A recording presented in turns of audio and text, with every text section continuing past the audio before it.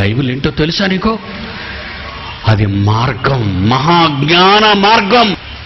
బైబిల్ని కానీ యేసుక్రీస్తుని కానీ ఎవరైనా ఏవైనంటే భరించలేనంటే నేను.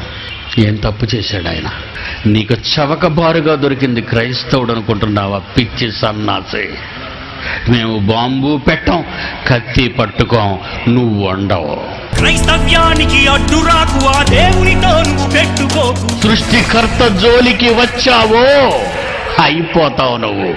ఇంత సవాలు చేసి బైబిల్ పట్టుకొని, ఒక బైబిల్ అబద్ధాల పుట్టయితే, బైబిల్ ఒకవేళ అబద్ధమైతే, ఇది విదేశీ మతమైతే పిడి సుందర్రావుగా నిలబడుతున్నాను. బైబిల్ నిజమైన గ్రంథమని నేను చెప్పటానికి ఇక్కడ నిలబడ్డాను ధైర్యంగా.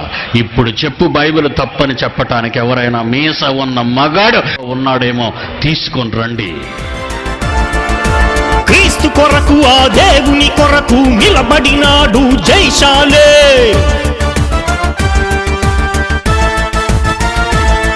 తన తరము వారికి సేవ చేయుటకు పుట్టించినది దేవుడే.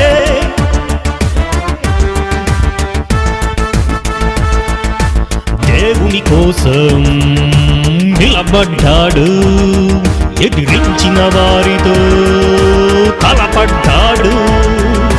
క్రీస్తు సామ్రాజ్య రథసారథి జయశాలే. తన కాడి మోయుటకు తరములోనికి వచ్చి